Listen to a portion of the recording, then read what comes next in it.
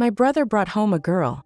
He claimed I wasn't the real daughter of the family, and that I'd been switched at birth by the nanny, and that she, the girl he brought back, was the real heiress of my family. I looked at him, then at the girl who supposedly shared his features. Their resemblance was undeniable. A cold laugh escaped my lips. But have you ever considered this possibility? I am the true heiress, and he is the fake young master. Chapter 1. The group of men sitting around Anthony all perked up, their curiosity piqued. No way. Are you serious? Anthony, when he's drunk, is like a wild animal. He doesn't let anyone near him. How could someone possibly be an exception? Yeah, I remember that one time he got wasted, and I tried helping him back to his room. He snapped my arm like a twig. Same here. Everyone says Anthony turns into a total demon when he's drunk.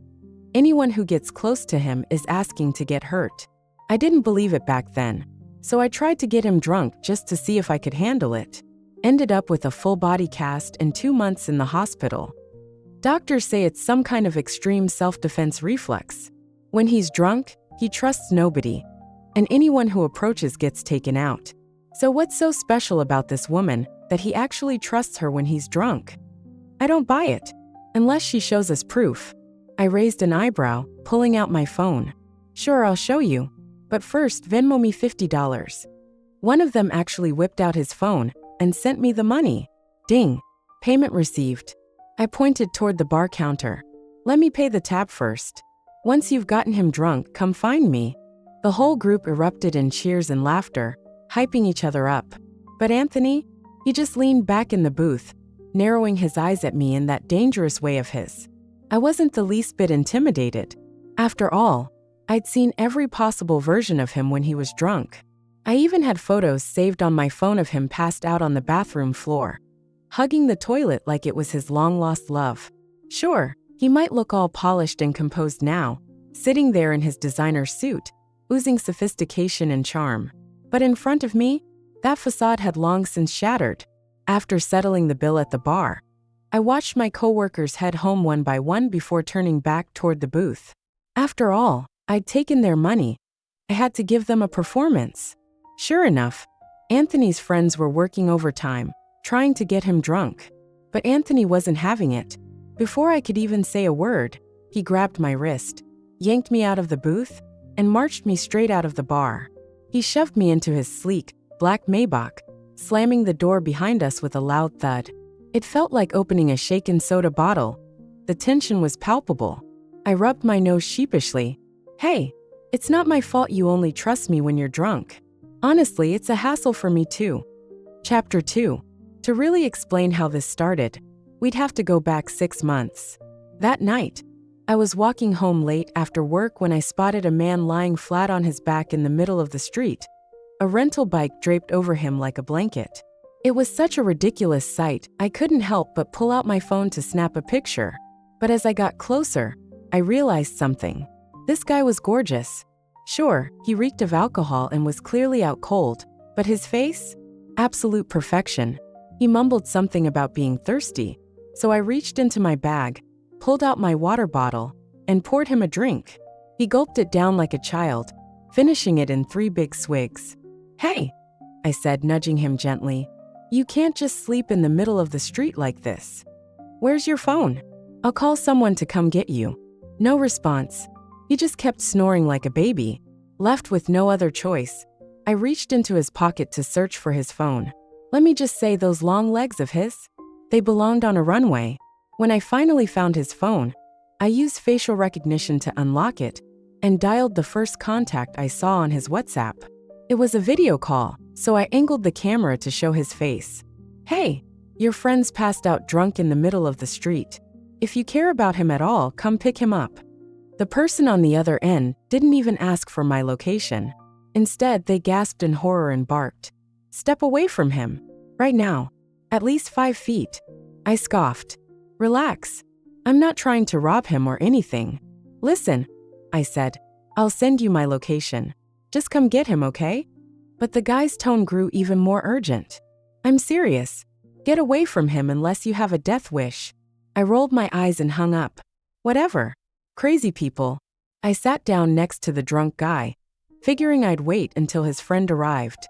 That's when he decided my lap looked like a great pillow. Under the moonlight, he slept soundly, his head resting on my thighs. 10 minutes later, his friend showed up, took one look at the situation, and froze like he'd seen a ghost. I didn't do anything to him, I said quickly. I swear. Before I could say more, the drunk guy shifted positions, wrapping both arms around my waist like I was some kind of human body pillow. I tried prying him off, but his grip was like a vice. Hey, I shouted, tugging at his ear. Wake up. Your friend's here to take you home. He didn't budge, snoring even louder. Frustrated, I turned to his friend for help. Can you give me a hand here? I can't get him to let go. But the guy just stood there, keeping a safe distance. I'm not getting closer, he said firmly. Why not? I snapped. Because I don't want to die. I blinked at him, dumbfounded. What the hell was that supposed to mean? Chapter 3. The guy on the phone claimed he wasn't some drunk's friend. He was his bodyguard. A few minutes later, the bodyguard pulled up in a sleek SUV and parked a good 15 feet away. He rolled down his window and called out, "All right, you figure out how to get the boss into the car." I stared at him like he'd lost his mind. Are you serious? He's your boss, not mine. I was just being nice by calling you. And now you're dumping this on me. But no matter how much I yelled, the bodyguard refused to budge. He stood at a distance, arms crossed, watching me like this was some kind of twisted reality show. I was furious. Dragging the drunk man felt like trying to haul a dead weight. And I took out all my frustration on him as I yanked him toward the car. The bodyguard must have been worried I'd rough his boss up too much because he finally, reluctantly, moved closer to help. But what happened next left us both stunned. The man, who had been dead to the world just seconds ago, suddenly sprang to life. With lightning speed, he pulled a Swiss Army knife from his waistband, yanked me behind him, and lunged at the bodyguard like some kind of action hero. The way he moved, fast, precise, and brutal, was terrifying. If the bodyguard hadn't jumped back, I was pretty sure we'd be starring in a crime scene. I stood there frozen, my mind a jumble of question marks. The bodyguard retreated to a safe distance and gave me an awkward smile. Now, do you see why I didn't want to help? He gestured at the drunken man, who was now glaring at the world like a feral animal. When the boss is drunk, no one can get near him. He's insanely aggressive. I instinctively touched my neck, thinking I should probably run. But then, out of nowhere, the man put the knife away, leaned his head on my shoulder, and promptly fell back asleep. I was speechless. The bodyguard, equally baffled, muttered, "You're the only person I've ever seen who can get this close to him when he's drunk. Are you blind? He's the one leaning on me." I wanted to cry. What am I supposed to do now? I asked, almost in tears. The bodyguard shrugged. Well, you'll have to get him in the car and drive him home. Can you drive? Barely. I squinted at him, suspicious. You're not pulling some kind of prank on me, are you? Why am I the only one who can calm him down? What about his parents? The bodyguard's face turned somber. The boss's parents passed away a long time ago. His only family is his grandfather, and even he can't get near him when he's drunk. This was ridiculous. Summoning every ounce of strength I had, I somehow managed to wrestle the 6-foot-tall man into the car, then climbed into the driver's seat to take him home. Before I left, the bodyguard added me on WhatsApp. Just in case we need your help again. Yeah, right. Don't even think about it. I snapped. Then he sent me $5,000. My tone instantly softened. Well, if you insist, just let me know. I'm always happy to help. But it's $5,000 every time, okay? Chapter 4. 2 weeks later, one evening, I got a notification. Another $5,000 transfer from the bodyguard. Leah, it's an emergency. We need you. I've sent the location. The location turned out to be the most exclusive club in the city. When I pushed open the door to the private room, chaos greeted me. Several men, people I'd only seen on the news or in Forbes magazine, were sprawled unconscious across the floor. Minutes later, paramedics arrived, loading them all onto stretchers and rushing them to the hospital. By the end of it, the only person left in the wrecked room was Anthony.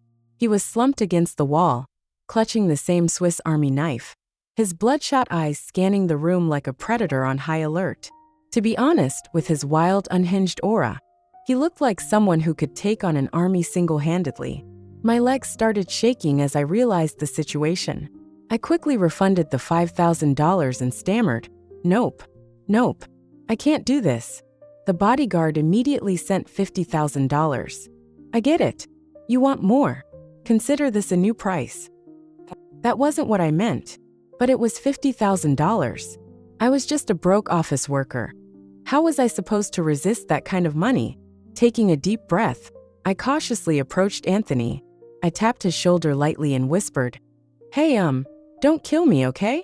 Just put the knife down." To my shock, he actually listened. He blinked at me through his drunken haze, staring at me for what felt like an eternity. Then, without a word, he tucked the knife away. The next second, he swayed on his feet and collapsed, right into my arms. Oh, come on. He was heavy, so heavy that I lost my balance and fell backward. But just before I hit the ground, he twisted mid-fall, cushioning my landing with his own body. I ended up sprawled on top of him, completely stunned. Chapter 5. Outside the car, Anthony's bodyguard was rambling on, showing him something on his phone. From my spot inside, I cracked the window open just enough to eavesdrop. It sounded like he was playing videos of me from all the times I'd been called in for emergencies. I caught snippets of the bodyguard's explanation. "Sir, this is the situation. I wasn't trying to hide it from you, I swear. It's just that I haven't figured out yet if you and Leah had any connection in the past. I mean, why is it that when you're drunk, your most defensive and guarded state, you trust her above anyone else?" I wanted to investigate further before saying anything. After a pause, Anthony flung the car door open and slid into the seat next to me. I immediately buried my head in my phone, pretending I hadn't been listening. But honestly, I'd been racking my brains about the same question for months now. How on earth could someone like him and someone like me have any sort of shared history? Anthony was basically the prince of the city, born with a silver spoon in his mouth and a net worth that could make headlines. Meanwhile, I was just an ordinary woman, a small-town girl who'd managed to land a job in the big city after college. The idea that our lives could have ever intersected? Pure fantasy. Glancing at his brooding expression, I could feel the tension radiating off him. "Welp," I said, forcing a laugh. "If there's nothing else, I'll just get out of your hair. Bye. No need to see me off." I reached for the door handle, but Anthony moved faster. His grip wrapped around my wrist like a vice. "You're staying with me until we figure this out." "Wait, what?" I blinked. "What about your girlfriend? Isn't she going to have a problem with this?" His jaw tightened. "I don't have." He cut himself off, then added, "She's abroad." "Oh, I see." I smirked. The classic long-distance girlfriend excuse. Got it. Then a light bulb went off in my head. Wait a second. Do I look like her? Is that it? You've been mistaking me for your dream girl. When you're drunk, haven't you? That would explain everything. Phew, for a second there. I thought we actually had some kind of connection. Anthony's face darkened. Shut up. You don't look like her. Then he added coldly, she can't get close to me either. I froze. Wait, what? You're saying your dream girl can't even get near you when you're drunk? What kind of dream girl is that? Do you even like her that much? His expression turned even stormier, his voice laced with disdain. Why do you talk so much? I shrugged. The mouth is mine. Can I say what I want? The bodyguard, now behind the wheel, burst out laughing at that one. Anthony, however, didn't even crack a smile. Instead, he barked at the bodyguard. Pay her to shut up. Ding! The bodyguard sent me $10,000. Well, who was I to argue? I zipped my lips and mimed locking them shut. Customer satisfaction is key, after all. Basic rules of being a professional. But when the car finally pulled into Anthony's massive estate, I crossed my arms and put my foot down. Look, I said firmly, I don't do sleepovers. No amount of money is going to change that. Us Gen Z girls have principles, you know. Anthony gave me a look so full of disgust you'd think I'd insulted his entire family. Don't flatter yourself, he snapped. You'll be staying in the guest room, as a servant. From now on, your job is to take care of me when I'm drunk. And just like that, I found myself moving into the billionaire's mansion. Into the guest room. Forced. No room for negotiation. Anthony, the arrogant drunken control freak, had effectively turned me into his personal drunk caretaker. The only reason I didn't quit on the spot? The daily $10,000 payment he wired me. At that price, I could deal with anything, even him. Chapter 6. Every single day, I silently prayed to Anthony's dream girl to hurry up and return back.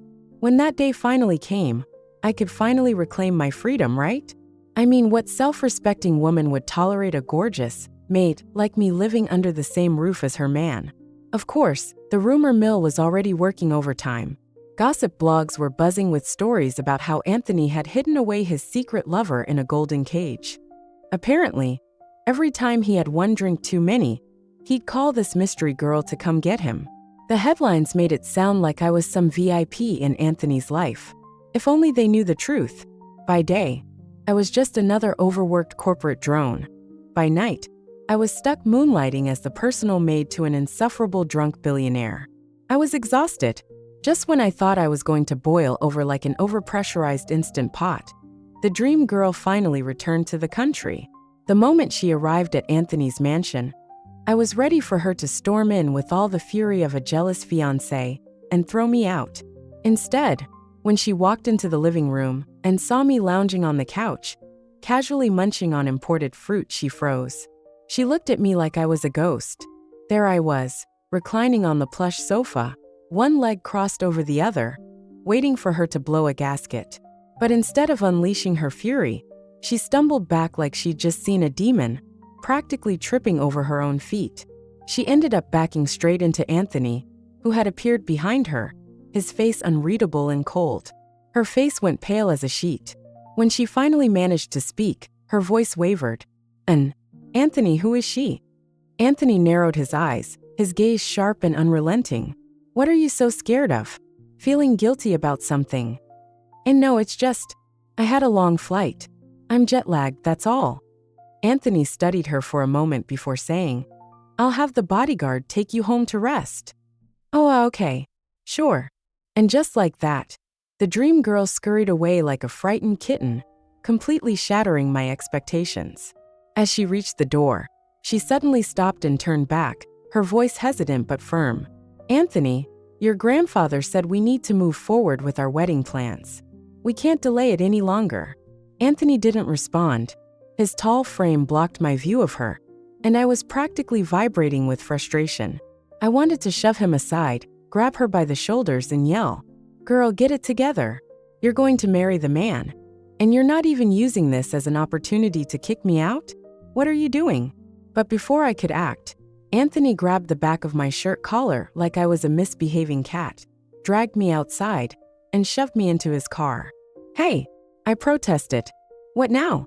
Where are we going?" "There's an event tonight. I'll probably have to drink. You're coming with me." I groaned. "Can't you just drink less for once? You know alcohol's bad for you, right?" He glanced at me amused. "Worried about me? Yeah, right. I'm worried about myself. You could at least work on your issues, or find someone else to babysit you." Ignoring me, he tossed a catalog onto my lap. "Stop whining and pick one." I opened it up to find page after page of breathtaking evening gowns, the kind Hollywood stars wear on the red carpet. My eyes sparkled as I flipped through the pages, practically drooling. But then I slammed the catalog shut. "Boss, this is not the kind of thing a broke corporate worker should even be looking at." "Pick one," he said flatly. "You'll wear it tonight. Just one." I teased. "How about two? What if someone spills wine on me? Actually, 3 would be safer. You know, just in case." His gaze turned icy, filled with disdain. "Relax. No one would dare mess with someone under my protection." I rolled my eyes. "Wow, so generous of you. Just to be clear, I'm not your woman. I'm just the poor maid stuck babysitting a drunk billionaire." Chapter 7. Anthony, that lying bastard, is officially the least trustworthy man on the planet. He swore up and down that no one at the party would dare mess with me. And yet here I was with red wine dripping down my face. Guess that's what I get for having a big mouth. I just had to jinx myself. But don't get me wrong. I'm not the type to sit back and suffer in silence. Oh no. I grabbed that girl by the hair and refused to let go. My personal motto: forget dignity, embrace chaos. Don't overthink. Just lose your mind if needed. I wasn't about to waste my energy worrying about my image in front of these trust fund snobs or the rich elite. I wasn't aiming to marry into wealth anyway. I was just a corporate grunt doing my job, and Anthony had kept me stuck by his side for 3 months. I had plenty of pent-up frustration waiting to explode. So whoever dared to mess with me, they'd better prepare for war. By the time Anthony arrived, I was already on top of the girl, yanking her hair with both hands. To be fair, she had a good grip on my hair too. Note to self, shave my head tomorrow. Weak spots like this should never be exposed twice. Seeing Anthony's darkened expression, I decided to get ahead of the inevitable scolding and tattled first. She dumped red wine all over my dress. You said no one would dare bully me. This was my first time wearing such a gorgeous gown, and it's the only one I have. Anthony, ever the calm one, replied. There are 2 more in the car. Wait, seriously? Seriously, I'll take you to change. But what if they're not as pretty as this one? Then I'll buy every dress from the catalog. Satisfied with his answer, I eased up. Fine, tell her to let go of my hair first, then I'll let go. Anthony turned his sharp gaze on the girl. Let go. She immediately burst into tears. Anthony, I'm your sister. Your own sister. Wait, what? I was fighting Anthony's sister this whole time. I froze, instantly letting go and scrambling to hide behind Anthony. Peeking out from behind him, I gave her my best apologetic look, silently pleading for mercy. Anthony, however, just ruffled my messy hair like I was a misbehaving puppy. She's just a distant cousin, he muttered. Don't worry, she's not important. Not important? Oh, well, in that case, everyone has that one annoying relative, right? I straightened up, puffing out my chest, and declared, She started it. I was just defending myself. Then I grabbed Anthony's arm and tugged. Let's go. Show me those other dresses you bought me. I added as we walked off. And if you're lying about having 2 more dresses, I'll let you embarrass yourself the next time you get drunk. You can dance on a table in front of everyone, and I won't drag you home. I shot a glare back toward the cousin. By the way, what's her deal? I didn't even say a word to her, and she's out here dumping wine on me like a lunatic. She said I was some shameless freeloader living in your house. But for the record, I do have an official position. Why shouldn't I live there? Anthony let me drag him along, silently enduring my endless ranting. Finally, he cut in with a smirk. And what exactly is your official position? Your maid, obviously. Anthony paused, side-eyeing me. You sound oddly proud of that. Of course I am. I shot back. We working-class folks make an honest living. We don't steal, we don't cheat, and we work hard for our money. Why should I feel inferior to anyone? Anthony actually laughed at that. He led me to his sleek Maybach, opened the trunk, and pulled out 2 stunning evening gowns. They were as gorgeous as the first one. My grumpiness melted away in an instant, replaced with childlike glee. Wow, so you did come prepared. You act all confident, but deep down, you know someone might mess with you. That's why you brought backups. Anthony's face darkened. If you don't want the dresses anymore, feel free to keep talking. But I wasn't about to let him off so easily. I rolled my eyes, thinking about the humiliation I'd endured earlier. You didn't protect me properly, and now you won't even let me complain? What kind of boss are you? If you can't even protect your own employees, who's going to stick around to work for you? That finally seemed to strike a nerve. Anthony's expression shifted, and for once, he looked serious. You're right, he said, his tone unusually sincere. From now on, I'll protect you. I promise. Chapter 8. If I trust anything, Anthony says ever again, I'm an absolute idiot. I'd barely changed into my new, stunning dress for the party when one of his attendants informed me that his grandfather wanted to see me. And of course, Anthony wasn't around to help. He'd been stopped outside the ballroom, caught up in some conversation, completely oblivious to the fact that I was being led into a private sitting room to face the boss-level final boss of this family. When I arrived, his lovely cousin, oh yes, her, was already there, practically foaming at the mouth as she tattled to Grandpa like a bratty kid in a playground fight. Grandpa, it's her, she screeched. That shameless homewrecker. Who knows what kind of spell she's cast on my cousin? He's supposed to marry Ella, And yet this woman refuses to leave his side. Before she could get another word out, I walked straight up to her and slapped her across the face. The sound echoed in the room like a gunshot, leaving her stunned. Say the word homewrecker one more time. I dare you. Her hand flew to her cheek, her eyes wide. You, how dare you hit me? I'll kill you. We'll see who wins that fight. Let's be clear. I've never lost a fight in my life. Just as things were about to escalate, Grandpa's cane struck the floor with an authoritative thud. Enough, his voice boomed. Both of you stop this nonsense. Then he turned to his granddaughter. Leave us. Now. But Grandpa. Out. She shot me a murderous look on her way out, hissing through gritted teeth. You better watch your back. This isn't over. I rolled up my sleeves and shot back. Bring it on. Fate's already told me my horoscope is unbreakable. She stormed off, and I sat down across from Grandpa without waiting for an invitation, because why bother pretending I had manners when I clearly didn't? Grandpa studied me for a moment before finally speaking. I hear Anthony lets you near him when he's drunk. Is that true? Yep, I said, leaning back in my chair. He hired me to take care of him when he's wasted. That's all this is. I'm no homewrecker. Do you know why my grandson acts the way he does when he drinks?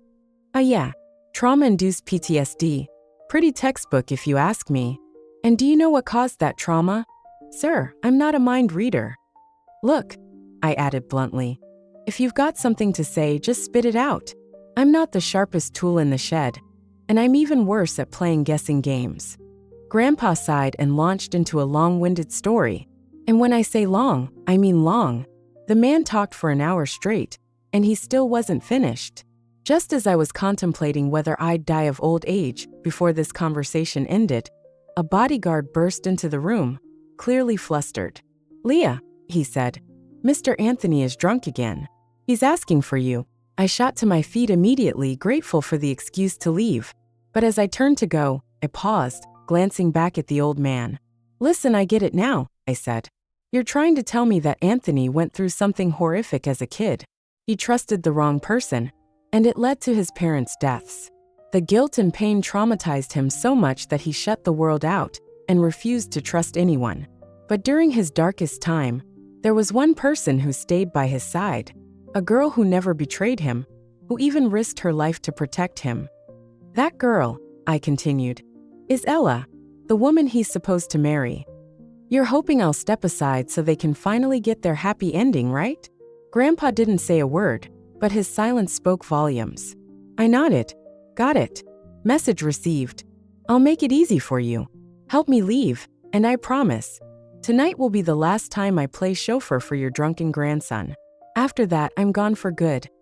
## Chapter 9. After leaving the reception room, the bodyguard looked constipated and asked me, Miss Leah, are you really going to leave? Yes, I've made nearly $1 million in 3 months, enough to buy a house back home and raise a puppy. I don't want to compete in the big city anymore. Don't tell Anthony about this. I don't want to be tied to him as a servant forever. Dealing with a drunk is one thing, but dealing with his brainless cousin calling me a mistress is another. This job is not for humans. Besides, isn't his beloved back and about to marry him? It's really inappropriate for me to stay. The bodyguard said. Actually, the young master doesn't like Miss Ella. It's the old man who has been forcing the marriage. Not my problem. I returned to the banquet hall and found Anthony drinking with someone. His friends saw me and started cheering. Is it really her? The girl who can get close to Anthony when he's drunk. Is it true? We'll find out tonight. We must get Anthony drunk. I walked over to Anthony and whispered, Young master, can't you drink less? His friends said, No way. Do you know who Anthony is drinking with? The top hypnotherapist, Brian. Anthony wants Brian to help him with hypnosis to recall a vague memory. Anthony experienced something terrible as a child. His memory is fuzzy, and he doesn't want to think about it. But recently, for some reason, he desperately wants to relive the nightmare. He's tried many hypnotherapists, but none worked. Brian is his last hope. But Brian said unless Anthony can outdrink him, he won't help. I rolled my eyes, reasonably suspecting. Could it be you guys teamed up with Brian to set him up? Just to see if I'm the only one who can get close to him when he's drunk? Don't deny it, you all look like a bunch of schemers.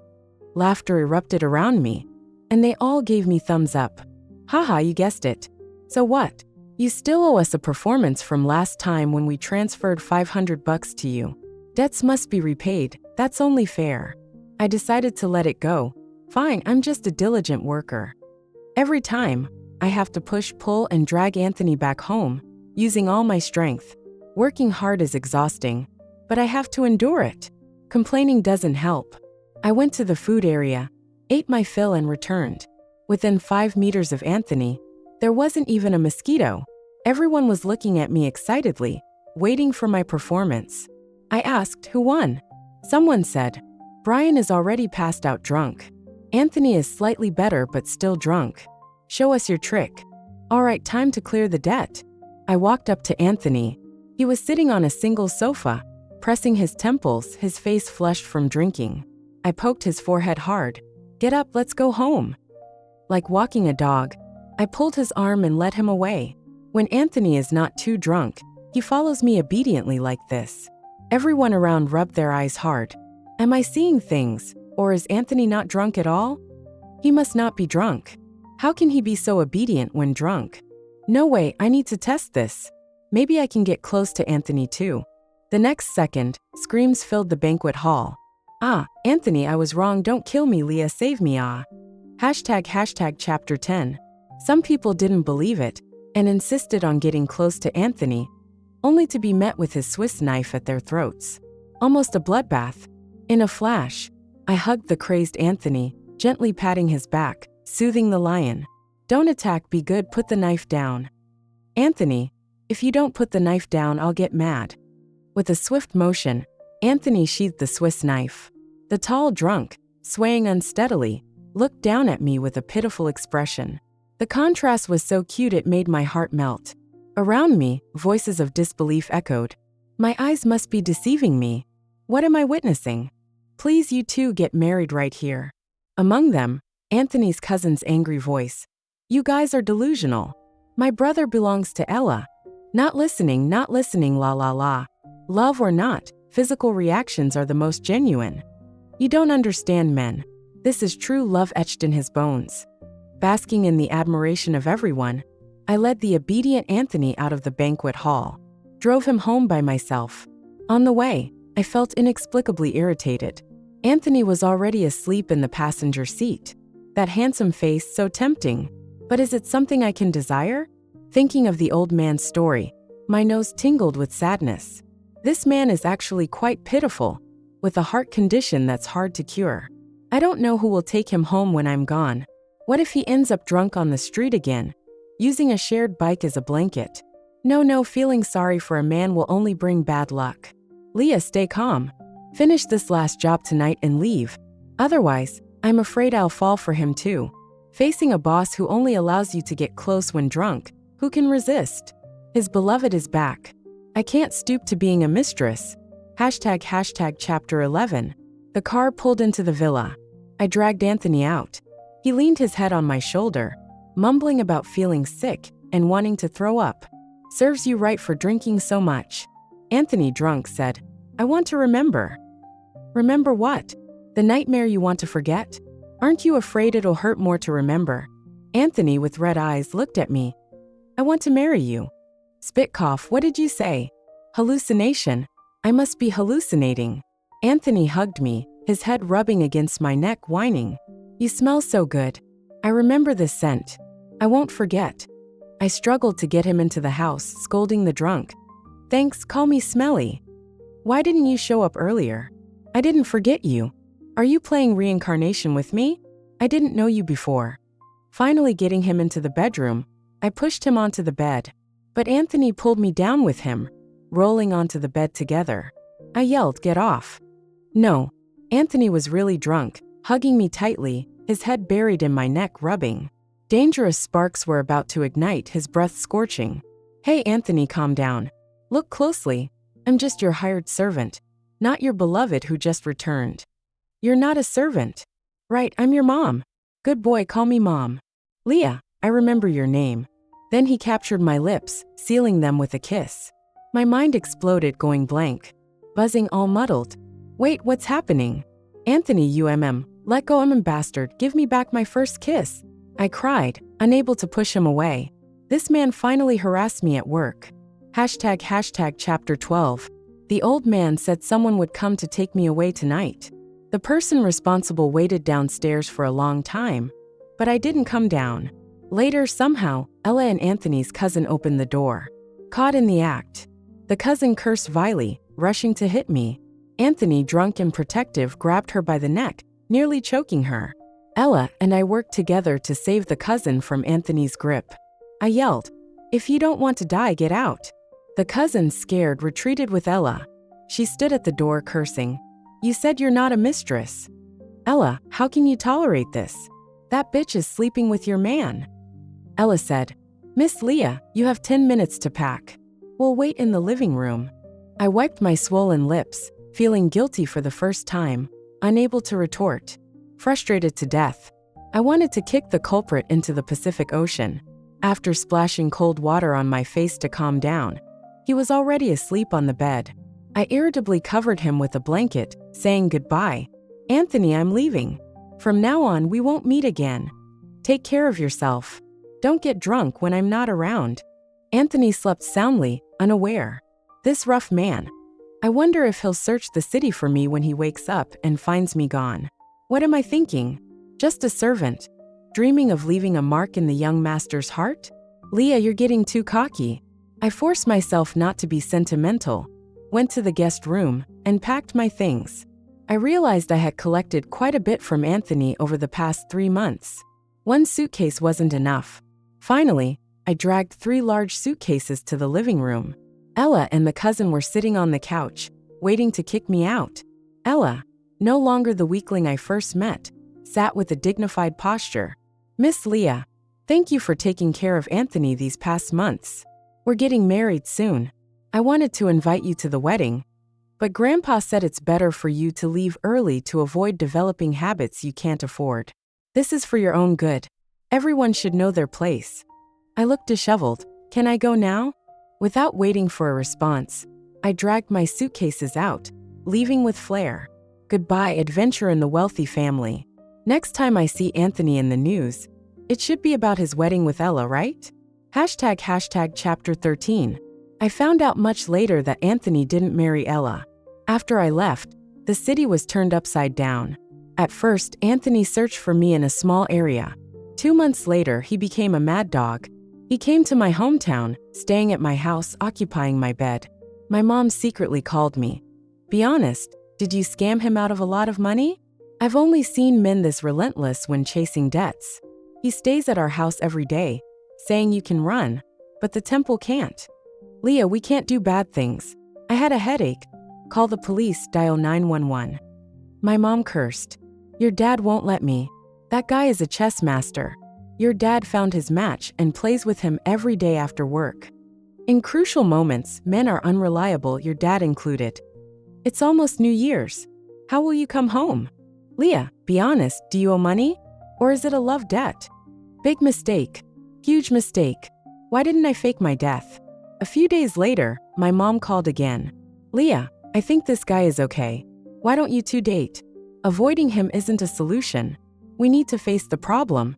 I was alarmed. "Mom, what did he give you?" "Well, actually nothing. Don't pretend. I know you and Dad. Who's unreliable? You've been bribed in just a few days. I misjudged you, blocking you for a month, no negotiation." A few days later, my mom didn't call. I had put her in the black room. I saw news about Anthony's company trending. Anthony had overthrown his grandfather's power.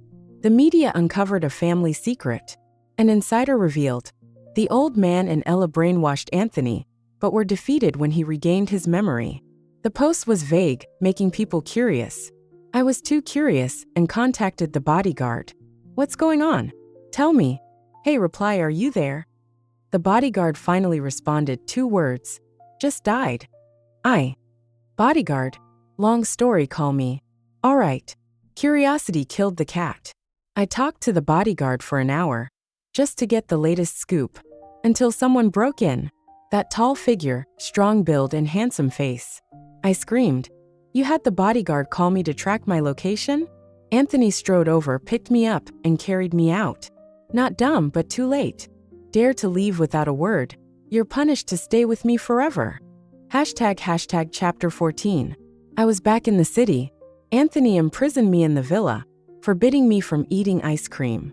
Because it's winter, I could only order a hot pot, cooking snowflake beef, while asking, "So, you're saying you were deceived by your grandfather and Ella? The girl who didn't abandon you in a crisis, and even protected you was me? But I have no memory of it. Are you sure you're not mistaken?" Anthony rolled his eyes, confidently saying, "No mistake. After winning the drinking contest with Brian, he gave me 2 months of deep hypnosis therapy. I remembered everything. I also asked your parents.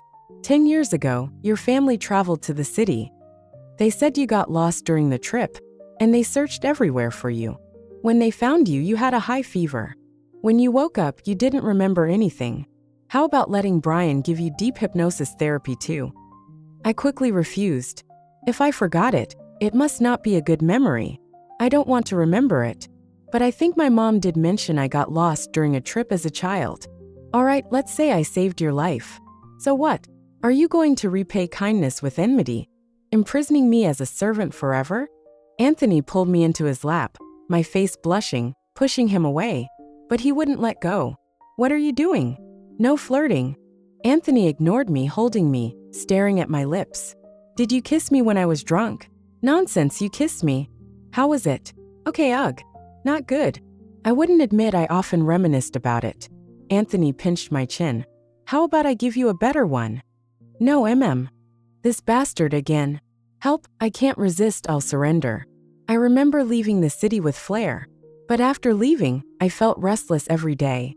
I traveled with the money I earned from Anthony, visiting mountains, rivers, grasslands, and the sea.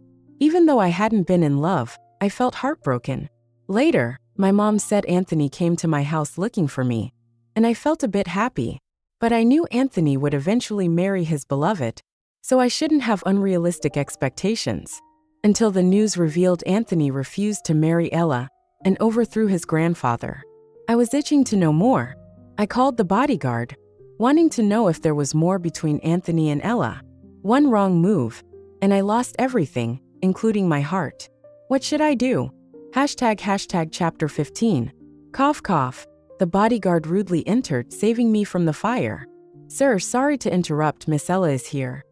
I saw Anthony's cousin reluctantly walk in, immediately pushing Anthony away. But he still held me, keeping me in his arms. His magnetic voice confident.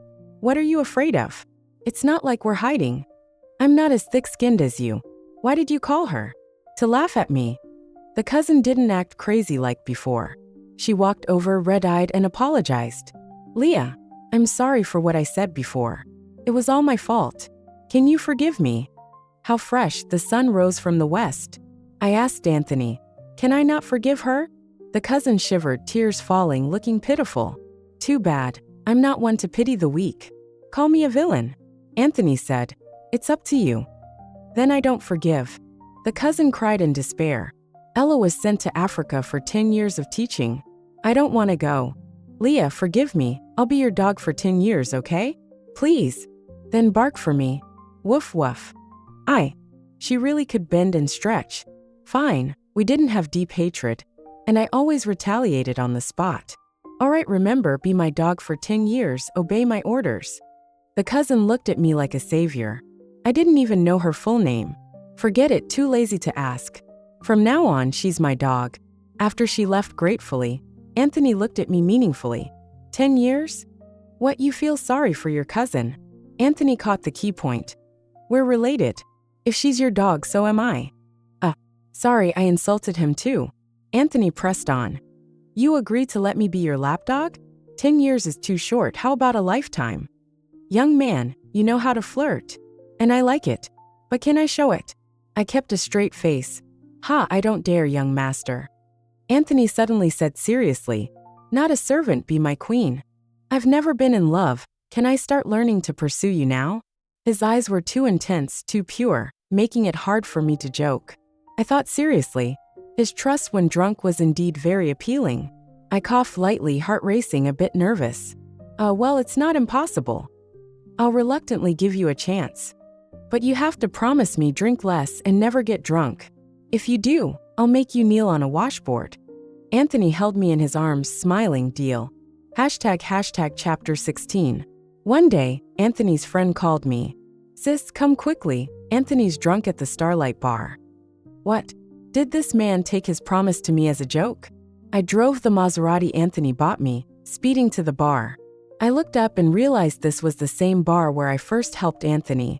The world really is a big circle. Back then, he refused to get drunk in the bar to avoid being laughed at by his friends. Now he's making up for it. I rolled up my sleeves, ready to fight. Before I reached the door, I saw several people standing at the entrance to greet me.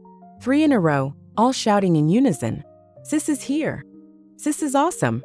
Sis, please come in." I stopped, suspiciously looking at them. "What are you doing? This is too much. I reasonably suspect you're up to something.